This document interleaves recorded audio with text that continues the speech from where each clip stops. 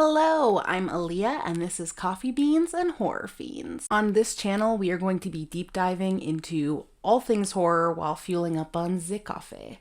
I feel like at this point, whether you know me the smallest amount or the largest amount, everyone knows that coffee is like my heart, my soul. That's my fave. And I kind of inject it into everything I do in life. Like I have a podcast called Netflix Coffee and Questioning Humanity.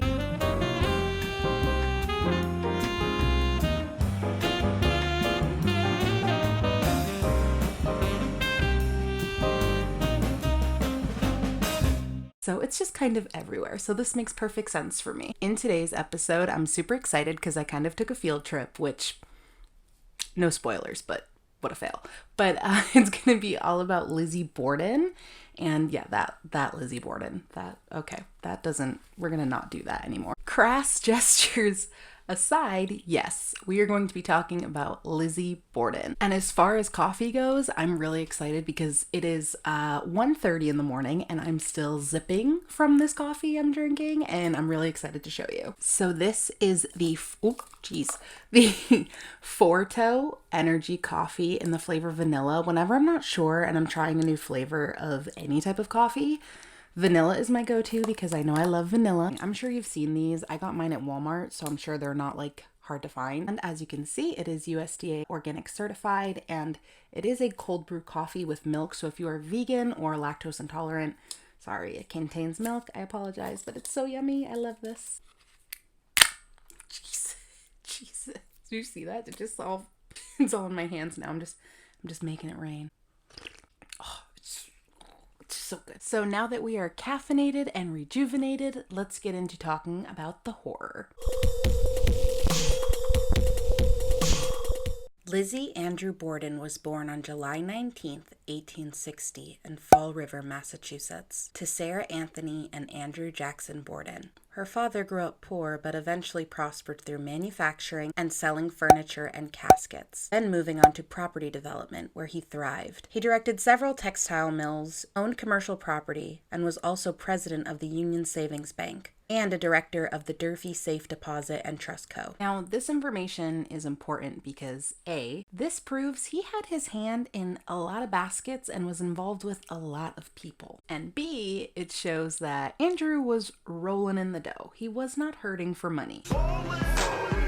Despite rolling in the dough, Andrew did not let that get to him. He was cheap to a fault, but we're going to get to that in a little bit because that's also very important. LIZZIE Borden had an older sister, Emma Lenora Borden, as well as another older sister, Alice, who passed away 2 years after she was born. Tragedy hit the family again a few years later when the girl's mother, Sarah, died of uterine congestion, leaving the girls without a mother. When Sarah died, she asked Emma to promise she would look after LIZZIE, a promise Emma did not take lightly. The girl's father continued to marry another woman, Abby Durfee Gray, out of duty, not love.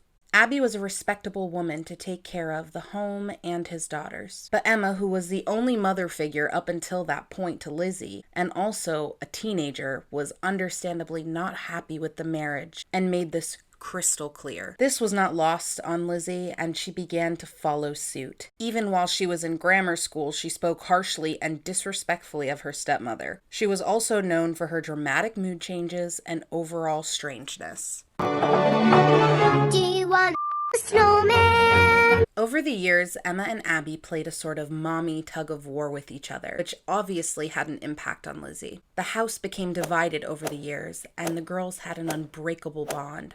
Abby, realizing this was a losing fight, gave up on being a mother to the girls. Later, a dressmaker named Hannah Gifford even testified that LIZZIE was offended when Hannah referred to Abby as mother. She also claimed LIZZIE said she is a mean, good-for-nothing thing, and I don't have much to do with her. I stay in my room most of the time, even claiming that her and Emma didn't eat with Abby and Andrew if they didn't have to. The relationship just got nastier over the years, especially when Andrew started giving homes as gifts to various members of Abby's family. Now, understandably, when LIZZIE and her sister found out about this, they were like, okay, where's our gift? Where's our house? We demand our home. But like, I'd be mad too. So can you blame her?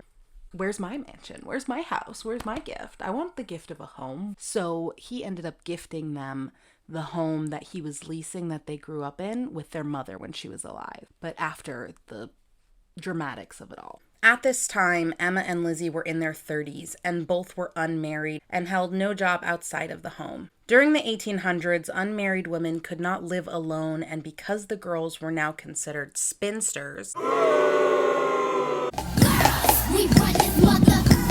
the deed their father gave them to their childhood home was essentially useless, so they sold the property back to Andrew Borden for $5,000, which in 2020 is the equivalent of about $140,000. So the girls remained living with Andrew, Abby, and their maid, Bridget. There are quite a few interesting things to note on the days that led up to the murder, so we're going to get into those. Firstly, Lizzie and Emma had just returned home from an extended vacation, we'll call it, after a very heated argument with their father. Before returning home, Lizzie chose to stay at a local rooming house for a few days. Second, the brother of Lizzie and Emma's deceased mother visited and was invited to stay a few days to discuss business. Andrew and John were business partners, and rumored that the two had an argument over money loss in one of their ventures the night before the murders. Thirdly, the day before the murders, a local druggist claimed that Lizzie entered his shop and tried to purchase prussic acid, a deadly poison to allegedly clean a cape. He refused to sell it without a prescription. Finally, several days before the murder took place, the entire household fell violently ill. Abby feared it was poisoning because Andrew Borden was not a popular man and had many enemies due to his shady business practices. A friend of Abby later states that she believed that the sickness was actually caused by some mutton that was left out for a few days, which isn't the most exciting alternative, but it's an alternative. Now let's walk through this alleged timeline of the day of the murders. 7 a.m. Abby and Andrew have breakfast with John. Immediately following breakfast, Andrew and John move to the sitting room. Abby begins her chores, and Bridget excuses herself to throw up in the backyard. Between 8:45 and 9 a.m., John leaves to visit his sick niece, and Lizzie has a light breakfast. Andrew leaves home to mail letters Lizzie asks him to send. 9:30 a.m. Abby goes upstairs to finish cleaning chores. Bridget is outside cleaning windows for about an hour. Sometime within the next hour, between 9:30 and 10:30 a.m., Abby Borden is killed in the guest room by 19 hatchet blows to the back of her head. 11 a.m. Andrew Borden returns home. Bridget lets him in because the door was locked. This was not super out of the ordinary due to Abby's suspicion of potential foul play. As Bridget opens the door, she claims to hear a muted laugh from upstairs. Shortly after answering the door, Bridget is still feeling ill and goes upstairs to her attic room to get some rest. After a few moments, Abby visits her father in the sitting room. She says while visiting him, she took off his shoes for him and tells him Abby had received a message and left the home. Moments after, Bridget lies down and leaves Lizzie and Andrew alone. Andrew Borden is murdered in the sitting room while on the sofa. Now, according to Lizzie, she was out in the back. She was looking for fishing supplies in the barn during the period of her father's murder, which it was a really hot day. And I don't know if you've been in a barn on a hot summer day with the smell and the heat and the... No, Lizzie. Allegedly. I'm not buying it. Lizzie. 2 days after the murders, there is a funeral held in the Borden home by the sisters, which, doesn't really prove anything to me because obviously that would look a little suspicious if you didn't have a funeral. So even if it was done, you're going to have that funeral to cover up your tracks. You know what I'm saying? Clearly, I'm the investigator of the world because I listen to more serial killer podcasts than anyone on this planet. So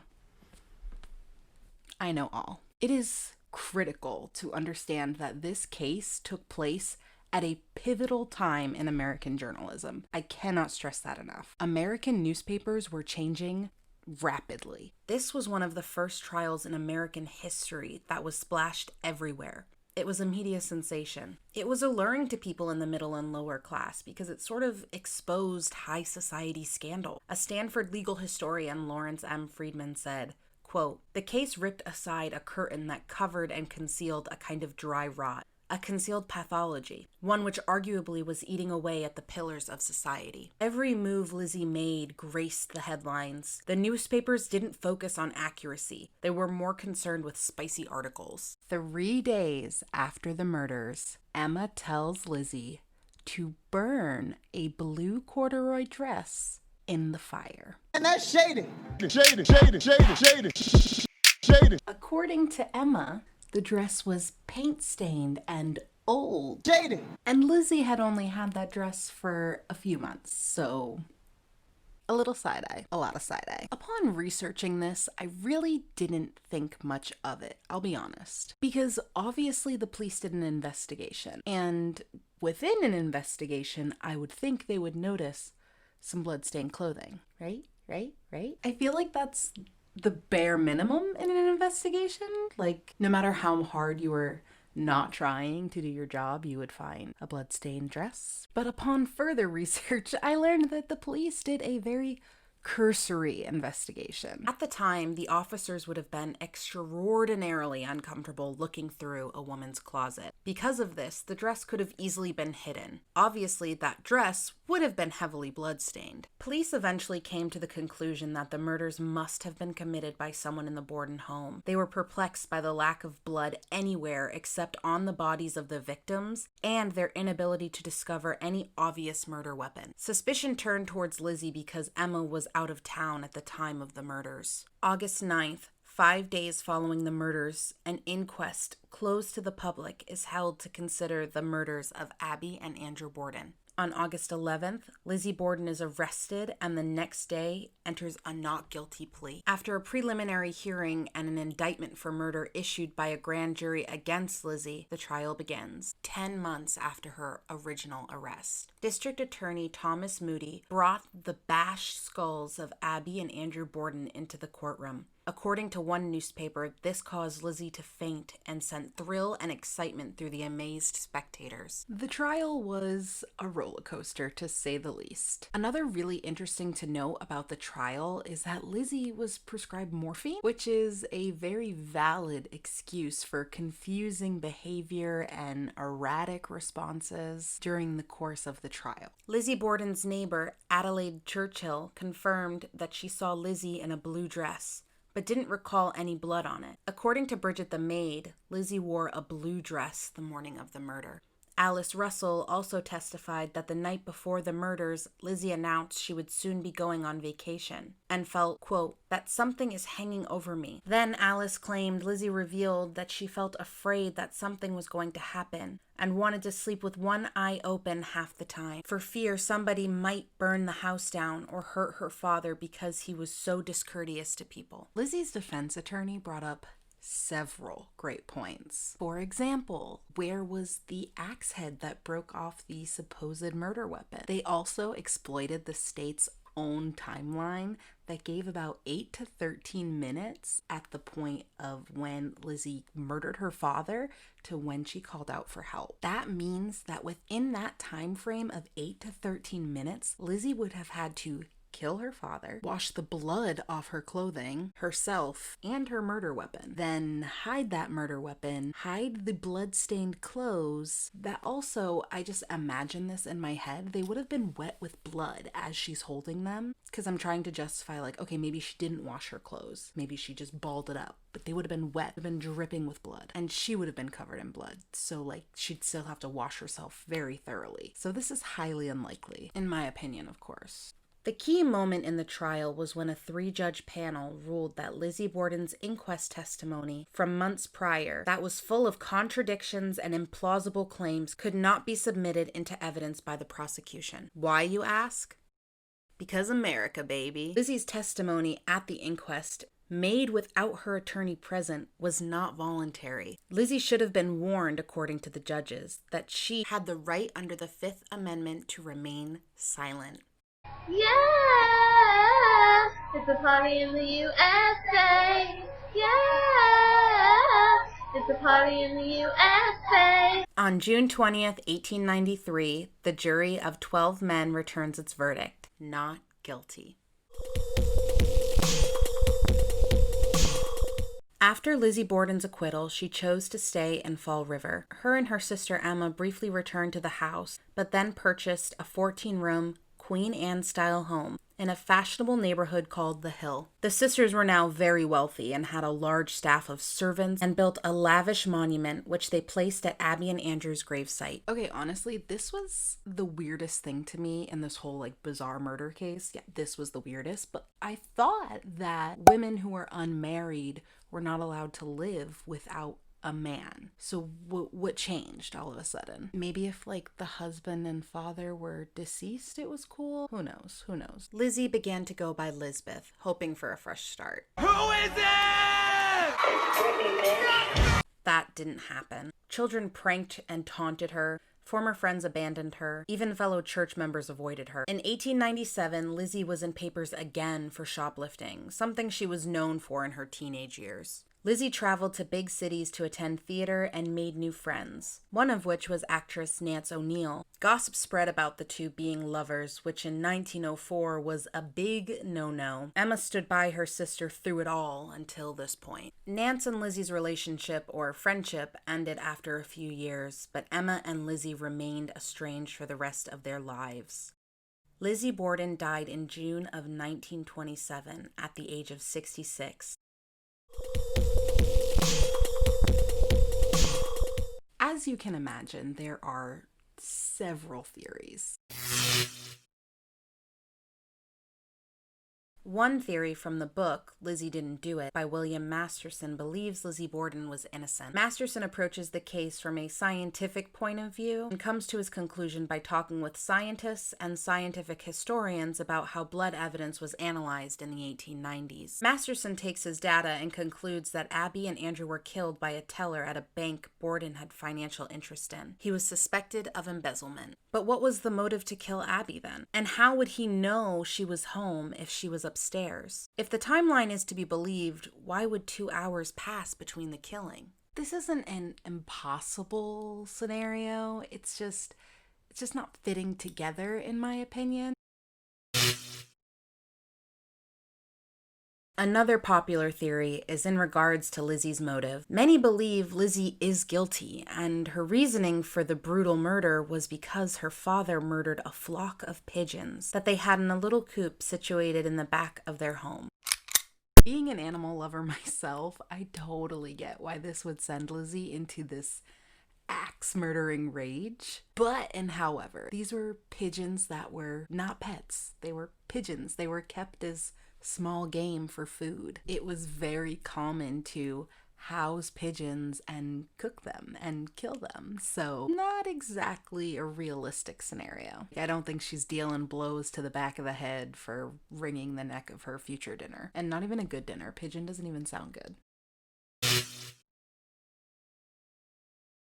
A darker theory revolves around abuse from her father, triggering her rage. There's really not a ton of evidence to back this up for the amount of people that were theorizing this, but I also obviously can't outright deny it. These were the types of things that were not spoken about at that time, but this is completely plausible regardless. Many claim to have seen John Morse, which makes his alibi airtight. Other claims say the police were understaffed and overwhelmed and didn't actually do proper due diligence to confirm this. John Morse could have been angry about the business deal gone wrong. But why? He wasn't in the will. Bridget or Lizzie would have witnessed the crime unless they were all in cahoots. Why would he murder Abby as well? She was killed first. That seems purposeful, not impulse. People have speculated that Lizzie was tired of living a life of frugality. The estate was worth the equivalent of almost $9 million in today's money. And the Bordens didn't even have indoor plumbing, a relatively common luxury for the wealthy. It is also speculated that Andrew was writing the daughters out of the will. When the girls found out, they planned the murder together in order to reap the financial rewards while they still could. Remember way back to 3 weeks ago at the beginning of this video when I talked about how Andrew was cheap. Yeah, it was extreme. So is she guilty or is she innocent? I'm 50-50. Reason being the timeline. The lack of blood, lack of physical evidence, but everything else that isn't physical evidence points to Lizzie. And I mean, slashing someone in the back of the head that many times, that violently, that aggressively. That's personal. As far as motive goes, the greed is what really strikes me as being the most realistic. And as far as guilty or innocent goes, one very, very, very, very small detail I mentioned towards the beginning of this video that I'm sure you didn't even pick up on. Lizzie claims that when her father came home from mailing those letters, she went to visit him in the sitting room. This is right before he was murdered, and she claims that she took off his shoes for him. But in this image, we see that the shoes are still on him, so which is it? And Lizzie wasn't on morphine until after the murders. And that's a really strange and intimate detail to mess up, don't you think? That doesn't make much sense. I don't know. That's just my theory. I would love to hear your theories in the comments section. Like and share this video if you found the Lizzie Borden case as interesting as I did. And be sure to subscribe for more deep dives into horror and more caffeine. Stay spooky and stay caffeinated. Cheers.